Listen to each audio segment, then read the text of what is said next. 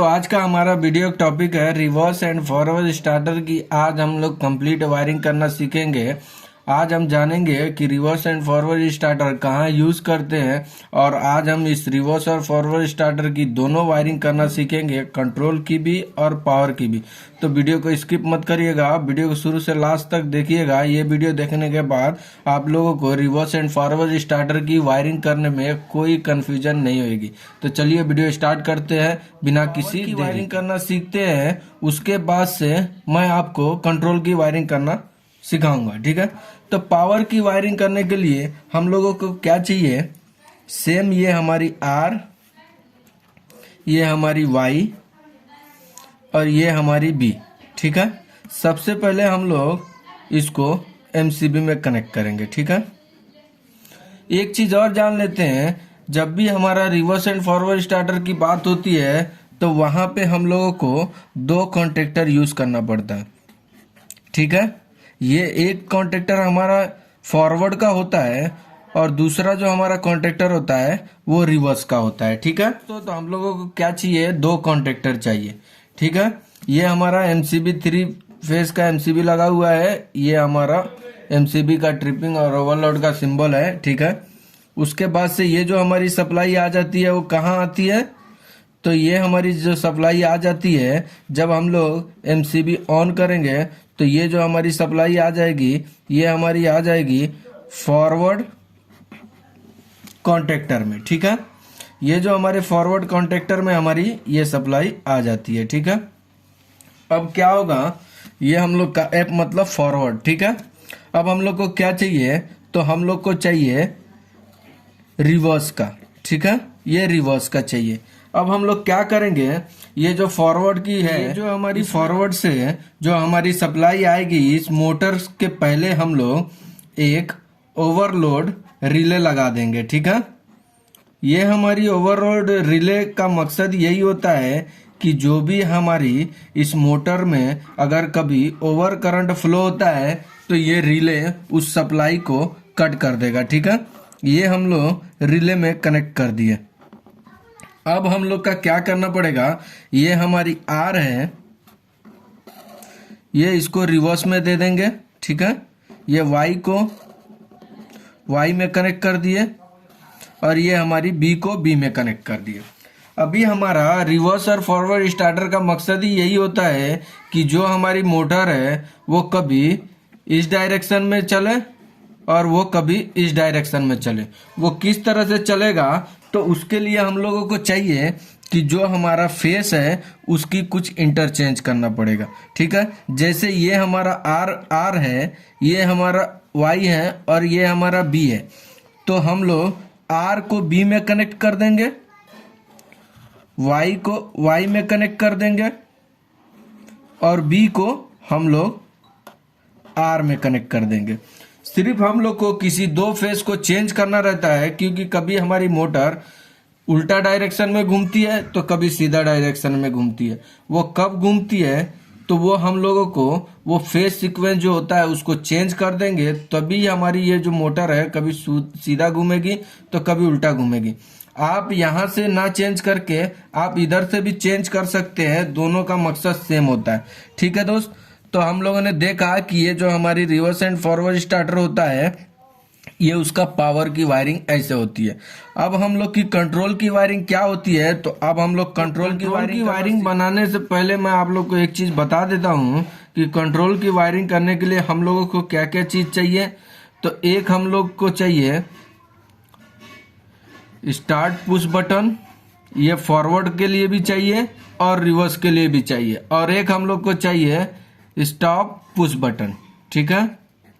ये हम लोग को स्टॉप पुश बटन चाहिए, ठीक है। तो सबसे पहले हम लोग बनाते चलते हैं। तो जो हमारी ये सप्लाई आ रही है, इसको सबसे पहले हम लोग इस सप्लाई को एक OLR में दे देंगे। OLR का मतलब यही वाला सिस्टम है जो हमारा ओवरलोड रिले है, वही हमारा उसको OLR कहते हैं, ठीक है। ये हमेशा NC कांटेक्ट होता है, ठीक है।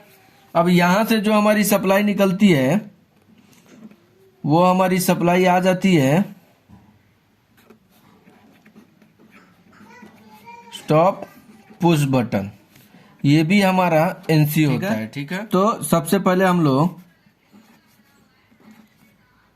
ये हमारा हो जाता है फॉरवर्ड का, ठीक है, और एक हमारा ये हो जाता है, ये हमारा हो जाता है रिवर्स का। ठीक है दोस्त, तो ये फॉरवर्ड का स्टार्ट बटन है और ये हमारा रिवर्स का स्टार्ट बटन है। ठीक है, अब जो हमारा यहाँ से जो सप्लाई जाता है वो हमारा सीधा किधर चला जाएगा, फॉरवर्ड के कॉन्टेक्टर में, और यहाँ से हम लोग की सप्लाई कहाँ चली जाएगी, वो हमारी रिवर्स के कॉन्टेक्टर में।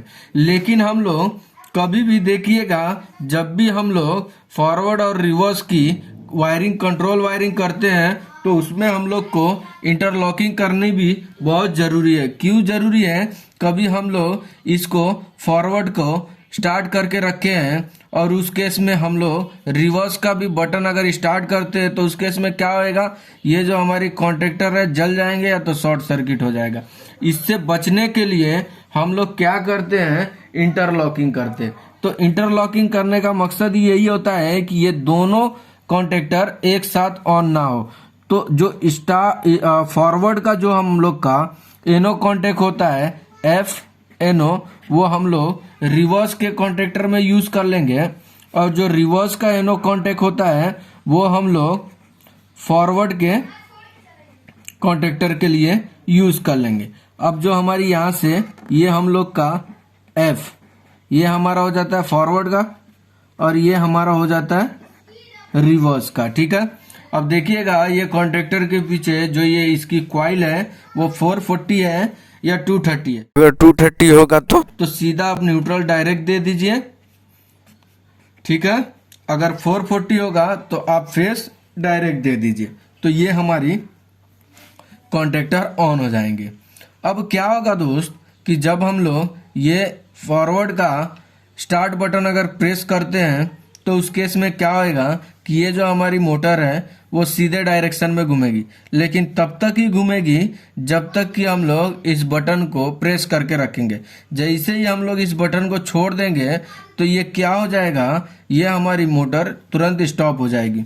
तो इसको हम लोग को होल्ड करने के लिए हम लोग क्या करेंगे, एक होल्डिंग कॉइल लगाएंगे। ठीक है, ये हम लोग एक होल्डिंग कॉइल लगा देते हैं, ये हमारा रिवर्स का एनो कॉन्टेक्ट। ठीक है, इधर भी सेम हम लोग एक होल्डिंग लगा देंगे, ये हमारा हो जाता है फॉरवर्ड का एनो कॉन्टेक्ट। अब इससे क्या होता है कि जब हम लोग इसको ऐसे एक बार प्रेस कर देंगे तो ये जो रिवर्स का एनो है ये हमारा एनसी हो जाएगा। उस समय क्या होगा, जो हम लोग इसको छोड़ देंगे तो वो हमारी सप्लाई इसके थ्रू कि हम लोग का रिवर्स एंड फॉरवर्ड स्टार्टर की पावर की वायरिंग और कंट्रोल की वायरिंग कैसे करते हैं। ठीक है, जब भी हम लोग इसको प्रेस करके रखेंगे तो ये प्रेस करके छोड़ देंगे तो ये हमारा एनो जो कॉन्टेक्ट है वो हमारा एनसी हो जाएगा। उसके बाद से ये जो हमारी मोटर है वो कभी सीधे डायरेक्शन में घूमेंगी। उसके बाद से जैसे ही हम लोग इसको प्रेस करेंगे ये हमारे कॉन्टेक्ट को ओपन कर देगा। और वो क्यों ओपन करेगा, क्योंकि हम लोगों ने इंटरलॉकिंग किया हुआ है कि एक साथ दोनों कॉन्टेक्टर कभी ऑन नहीं होंगे, या तो ये ऑन होगा या तो ये ऑन होगा। ठीक है, तो देखिए तो ये ओवरलोड रिले है, ये क्या काम करता है कि जब भी हमारी मोटर ओवर करंट लेने लगती है तो ये क्या करता है, ये सर्किट को ब्रेक कर देता है। ठीक है, ये सर्किट को ब्रेक कर देगा। ये एनसी का मतलब क्या होता है, ये जब भी हमारी मोटर नॉर्मल कंडीशन में होगी तो ये सर्किट को क्लोज कर देगा। ठीक है, जैसे ही हमारी सप्लाई इधर तक आ जाएगी, जैसे ही हमारी सप्लाई इसको प्रेस करेंगे वैसे ही हमारी ये जो फॉरवर्ड की स्टार्टर है वो हमारा फॉरवर्ड वाइज में घूमने लगेगा। फिर जैसे ही हम लोग इसको करेंगे ये इंटरलॉकिंग के थ्रू ये कट हो जाएगा और ये हमारी रिवर्स में घूमने लगेगा। देखा फॉरवर्ड और रिवर्स स्टार्टर की पावर की भी वायरिंग देखे और कंट्रोल की वायरिंग भी देखे। ठीक है दोस्त, अगर ये वीडियो आप शुरू से लास्ट तक देखे हैं तो आप लोग को रिवर्स एंड फॉरवर्ड स्टार्टर की वायरिंग करने में कोई कन्फ्यूजन नहीं होगी। तो अगर वीडियो अच्छी लगी तो लाइक करें और चैनल पे नए हैं तो सब्सक्राइब करें, और इस वीडियो के प्रति अगर कुछ सुझाव हो तो मुझे कमेंट जरूर करें। Thank you.